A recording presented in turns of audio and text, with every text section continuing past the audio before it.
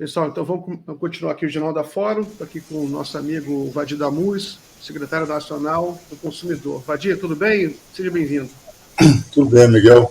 Forte abraço aí no pessoal que está nos vendo e ouvindo. Muito bem. Vadir, hoje teve uma notícia muito interessante, que eu até pedi para alguém subir aí, eu peço para o Guilherme subir. A notícia aqui, notícia boa sempre é bom, né? Desemprego, coloca aí, Gui, tem o print aí, que é o efeito Lula. Desemprego cai a 7,7%, menor índice desde o governo Dilma.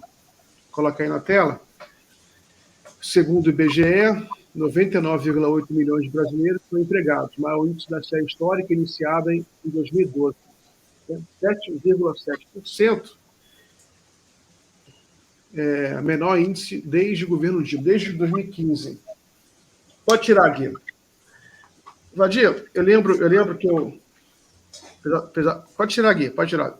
Apesar da minha cara de novo, eu já estou ficando velho também, eu lembro que na minha geração era raro um desemprego abaixo de 10%. Passei grande parte da minha vida, o desemprego era sempre acima de 10%, sempre acima de 2 dígitos. Eu lembro da primeira vez que o emprego caiu abaixo de 2 dígitos, na minha vida, nem faz muito tempo, foi o segundo governo Lula, o primeiro governo Dilma, foi um acontecimento, o emprego cai abaixo de 2 dígitos. Então, existe essa expectativa, claro, é uma boa notícia, existe a expectativa da economia crescer esse ano 3,3%, segundo estimativas oficiais e segundo do mercado, do FMI. Então, as coisas aparentemente estão indo bem. Então, a gente vai conversar aqui sobre segurança pública, sobre geopolítica, mas vamos começar falando sobre economia, sobre desemprego. Qual o balanço que você faz da política econômica, desse primeiro ano de governo Lula, da política econômica, da gestão do ministro Fernando Haddad? Olha, Miguel, todos nós sabemos, né, que essa questão do desemprego, né, de criar empregos, de tirar a população do mapa da fome, de reduzir a miséria, são verdadeiras obsessões do presidente Lula. Ele é obcecado por isso. Ele, antes desse governo, né, governou por 8 anos o Brasil com índices extraordinários, né, nessas dimensões. Num país estruturalmente, historicamente desigual, né, em que a desigualdade social, a pobreza, né, a miséria são verdadeiras programações, são decisões políticas. Né? E, mais uma vez, o presidente, voltando ao governo para um terceiro mandato, mostra que isso continua sendo uma obsessão, continua sendo uma meta permanente. Né? Essa preocupação em levar o pobre para o orçamento, de pleno emprego, enfim. E é claro que são tarefas mais difíceis, né, do que foram nos 2 primeiros governos, porque agora se trata de reconstruir um país em escombros, né, depois da hecatombe bolsonarista. Né. Bom, Miguel, o país está em bom caminho, né, apesar de todos os pesares, apesar de... É inacreditável que nós tenhamos uma imprensa que critique redução de desemprego, critique, né, diz que o país está sendo sabotado, né, critique medidas de retirar o país, retirar boa parte da população do mapa da fome, mas o presidente Lula, isso eu sei de perto, eu sei como isso é sincero nele, né, como isso é a meta de vida dele. Ele passou fome, né, então ele sabe o que significa isso. Né? Ele sabe o que significa ser desempregado. Ele sabe o que significa ser subempregado. Né? Ele é um vitorioso de um processo estrutural de desigualdade social. Então, isso mostra que o país está no rumo certo. Repito, com mais dificuldades do que ele enfrentou nos 2 primeiros mandatos, mas eu não tenho dúvida de que essas dificuldades vão ser superadas. Muito bem, Vadir. Vadir, outro assunto que eu quero conversar contigo é sobre segurança pública. O Rio tem vivido um pesadelo na segurança pública. O país, né? Há muitos anos, o Lula assumiu agora, você teve uma piora nos últimos anos em função da crise econômica, e o Rio, particularmente, viveu algumas crises recentes em função de alguns acontecimentos particularmente dramáticos, como o assassinato de 3 médicos na Barra da Tijuca, e depois aquela noite de horror na Avenida Brasil, Zona Oeste, que foram queimados mais de 30 ônibus, um trem. Hoje tem uma notícia aqui que eu achei interessante também para a gente repercutir. Gui, fica atento aí, uma notícia sobre a milícia que eu coloquei aí. PF prende milicianos Dalmir e seu filho Tailon, alvo de traficantes que executaram médicos por engano na Barra da Tijuca. Está essa notícia, né? Prisão de Tailon foi feita em abordagem da PF. Então, você tem, isso eu queria só destacar, você trabalha aí no Ministério da Justiça, no Ministério da Justiça. Então, tem essa. O Flávio Dino já falou em entrevista, pode tirar. Já falou em entrevista, está dedicando uma boa parte do tempo dele para tentar entender e ajudar o Rio de Janeiro. O Lula também, você tem tudo até um estudo. A Polícia Federal veio para cá, tem muitos agentes da PF aqui, tanto aí a notícia é essa, né, que prenderam um miliciano importante, prisão da PF, né, Polícia Federal, Flávio Dino. E você tem também tudo aqui, nacional, está no Rio. O Lula está tentando ver como coloca as Forças Armadas para ajudar. Ele já deu a entender que não quer tanque na rua, não quer Forças Armadas subindo favela, ele quer Forças Armadas ajudando em rodoviária, em estrada, mas você é do Rio, e você está aí você é um dos braços direitos do Flávio Dino. Como você acha que o Lula e o governo federal pode ajudar a resolver o problema da segurança pública no Rio de Janeiro e, por consequência, no Brasil? Olha, Miguel, nós temos uma série de problemas aí, né, que não vai ser justo colocar nos ombros do governo federal a resolução desses problemas. O governo federal, um governo empenhado, né, com seu presidente, com seu ministro da Justiça, em enfrentar essas mazelas de frente, mas isso é insuficiente, né? Primeiro, o nosso desenho constitucional. Segurança pública é uma competência dos Estados federados, não é do governo federal. E todo um legado de décadas e décadas, né, de omissão da autoridade pública no estado do Rio de Janeiro, né, permitindo que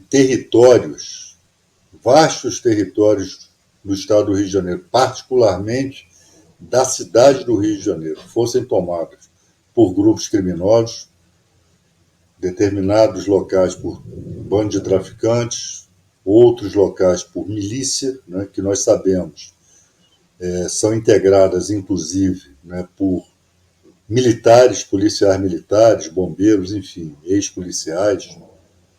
E isso é algo que, de fato, não é fácil de enfrentar. Fora isso, o próprio processo de corrupção, né, na polícia do estado do Rio de Janeiro, né, que é algo também que tornou-se estrutural. Então, não vai ser uma tarefa fácil, né? Por mais que o governo federal esteja empenhado, mas é imperioso, né, que os estados assumam seu papel. E não é matando gente, não é no estado do Rio de Janeiro, né, depois de Brizola para cá, tornou-se algo quase que ideológico, em termos de política pública de segurança, né, ser pautada por uma política de extermínio, né, de invasão de territórios, de invasão de favelas e metralhando pessoas, né, inocentes. E outra questão também, Miguel, que está no fundo disso tudo, o pano de fundo disso tudo é a tal guerra às drogas, né?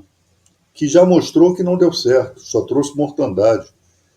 E como isso aqui no Brasil é tratado, sobretudo com o advento do fundamentalismo religioso na política, isso é tratado como tabu, isso é tratado do ponto de vista de uma moralidade tacanha, né, hipócrita, né, fica se enxugando o gelo. A gente sabe que essa política de guerra às drogas, isso foi importado dos Estados Unidos na década de 70, 80 para cá, né, e isso também tem que ser debatido. Né. Toda vez que se fala, e olha, quem levantou tempos atrás essa hipótese, né, de legalização de algumas drogas, né, enfim, de ter uma política de pelo menos debater essa criminalização, essa guerra às drogas, foram setores conservadores. Você deve lembrar, Fernando Henrique Cardoso foi uma voz que está longe de ser um drogado, um traficante, um homem de esquerda. Né? Então, agora, o governo federal ele pode ajudar em situações emergenciais, como agora. Né? A Polícia Federal pode ajudar não só com inteligência, né, mas também articulando esquemas de asfixia econômica, né, sobretudo aí da milícia. Isso tem isso pode ter um resultado positivo, mas não é o que vai definitivamente resolver o problema. Isso é conjugação de atividade policial com inteligência, né, com repressão, é verdade, mas repito, né, não é matando trabalhador, não é matando dona de casa, não é matando crianças que vai resolver o problema. E a gente precisa discutir essa questão da guerra às drogas. Né? Isso é um legado maldito, só trouxe mortandade, não trouxe qualquer indicador positivo, né, ao longo dessas décadas, em termos de êxito, né, em política pública de segurança. E aí a gente fica à mercê aí desses episódios, né, que aterrorizam a cidade do Rio, enfim. Né? É um problema extremamente complexo.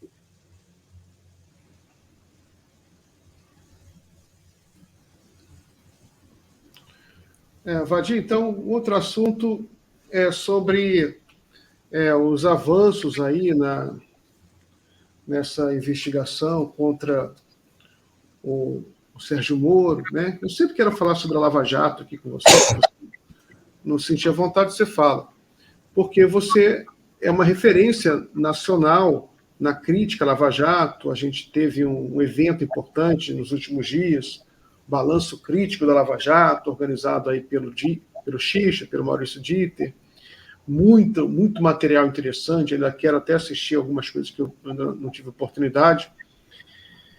E a gente vive ainda um processo de revisão da Lava Jato muito importante para entender o país, né? Sem contar que a gente ainda precisa superar alguns traumas.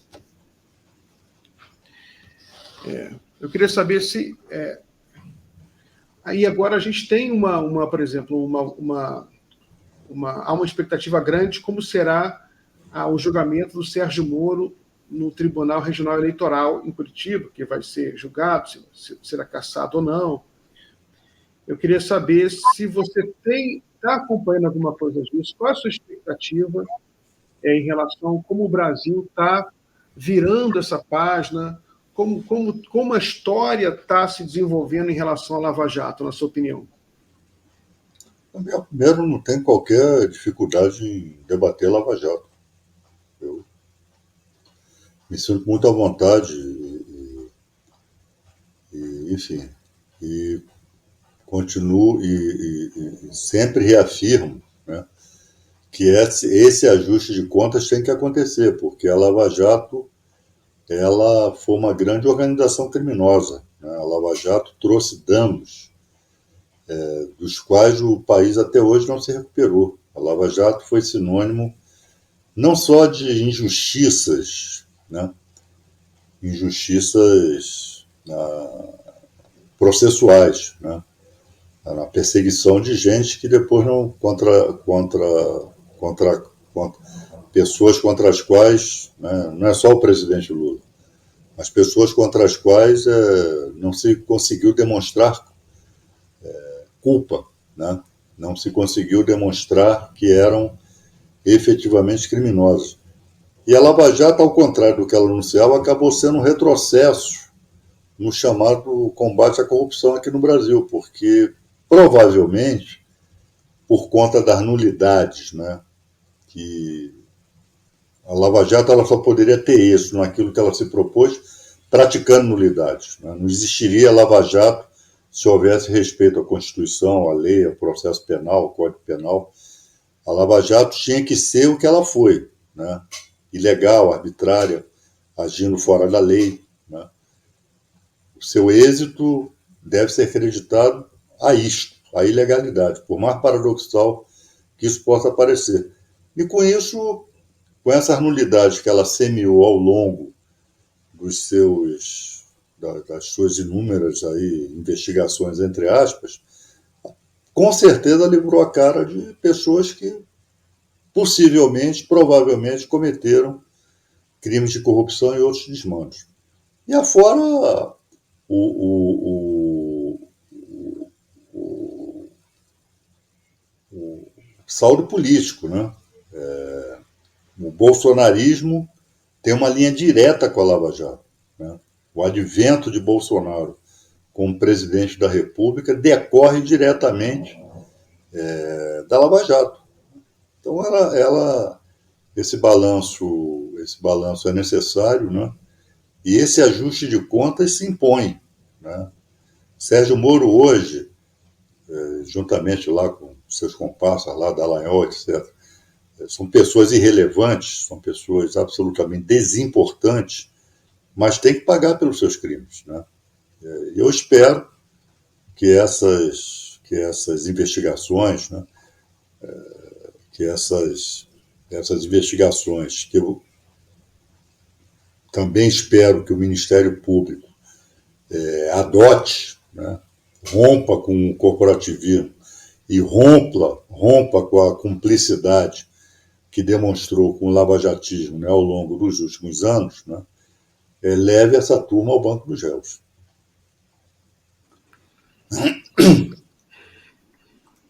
Muito bem, Vadir. Vadir, eu vi uma notícia recentemente dizendo que o Ministério da Justiça, que o governo federal quer criar quer ter algum tipo de iniciativa para coibir o desajuste de preço nos postos de combustível, né? Esse é um assunto muito importante no país. Eu sei que você está estudando isso, até teve uma vez aqui falou que tinha encomendado um estudo sobre isso, porque a Petrobras, quando ela sobe o preço, todo mundo sobe na hora, no dia seguinte todo mundo sobe o preço, no mesmo dia. Quando a Petrobras baixa o preço, muitas vezes a gente não vê a mesma velocidade, né? O que o governo está fazendo em relação a isso? Olha, Miguel, em relação ao que a Petrobras, né, e o setor de petróleo e gás do governo está fazendo, não tem maiores detalhes para te passar, não é a área em que eu atuo, né? Eu acabo, na verdade, a minha secretaria acaba arcando, né, com a raiva das pessoas quando tem aumento de combustível, quando tem redução e não chega às bombas, né? Nós e os PROCONs, né? Porque a gente pode pouco nesse sentido. Todas as vezes, né, que os PROCONs multam, todas as vezes que nós notificamos aí essas distribuidoras, essas refinarias, em relação a preços, a argumentação é: no Brasil não existe mais tabelamento de preço de combustível, então é livre mercado. O mercado regula o preço, e quando os PROCONs multam, por exemplo, a posto, uma distribuidora, o judiciário derruba a condenação. Então, se a Petrobras, né, conseguir criar mecanismos em que haja efetivamente uma âncora aí quanto a esses preços de combustível, não só combustíveis, né? É muito importante falar também do gás de cozinha, né? Que é pouco falado e pouquíssimo fiscalizado, até porque a sua distribuição é muito pulverizada pelo Brasil afora. Agora, Miguel, sem sombra de dúvida, a privatização selvagem de refinarias, né, distribuidoras, ao longo dos últimos tempos, de Temer para cá, sem sombra de dúvida, desequilibrou o mercado. Eu tenho ouvido isso, inclusive, de gente do mercado de combustíveis, né, que reconhece que, de fato, né, a privatização, um dos seus resultados foi essa anarquia, né, de preço de combustível nas bombas, né, na ponta ali do consumo. E tem também, Miguel, é um setor extremamente cartelizado, né? Então, isso desafia uma atuação mais incisiva, né, do CAD, né, e até mesmo do crime organizado. Parte desse cartel no Rio de Janeiro, a milícia, né, sobretudo na Zona Oeste, ela controla boa parte aí desses postos de combustíveis, né, regulando o preço, né, e colocando o preço nas alturas, porque, inclusive, são setores aí de lavagem de dinheiro. Então, isso é outra briga muito complicada, mas que tem que ser travada, tem que ser enfrentada. Preço de combustíveis no Brasil e do gás de cozinha, né, que diz respeito à sobrevivência das pessoas, né, não se pode brincar com isso, né? Então, nós temos... Da nossa parte, a gente faz o que pode aí na esfera do consumidor, mas tem uma esfera precedente, que aí deve ser comandada pela Petrobras. Eu espero que esses mecanismos eles comecem a vigorar imediatamente, né, em curto prazo, para que o enfrentamento a esse aumento abusivo de preços seja de fato efetivado, né? E até mesmo a noção, né, de preço abusivo é difícil, né, porque se convencionou que é livre mercado, que é livre tarifação, fica difícil você caracterizar como preço abusivo. Quando você caracteriza administrativamente, o judiciário derruba.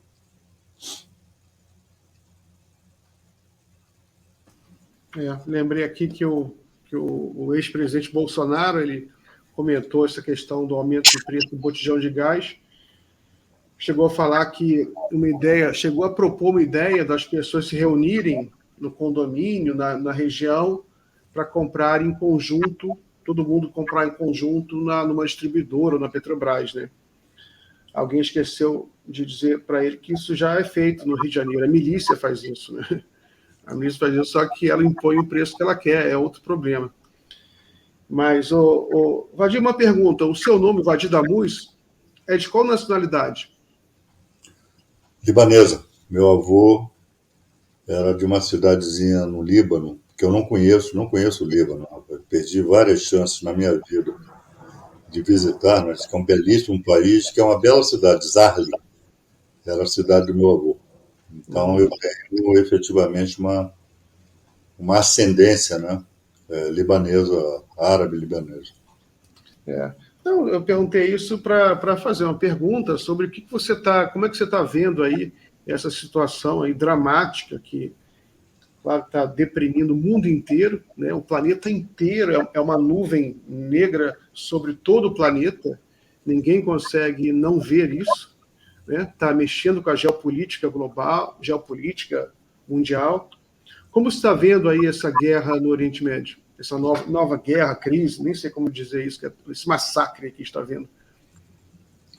Olha, Miguel, o massacre do povo palestino por parte de Israel e, ao longo da história, com a cumplicidade de alguns países árabes, né, que sempre se valeram mais da retórica do que da efetiva solidariedade ao povo palestino, né, chegou nos dias de hoje a uma culminância, né, que não há outra caracterização a ser feita que não seja genocídio, política de extermínio, né? Eu me sinto muito à vontade para dizer o que eu vou dizer, porque tenho visto judeus, cidadãos e cidadãs, judeus e judias dizerem isso. Israel está praticando métodos nazistas de que o povo judeu foi vítima no Holocausto, né?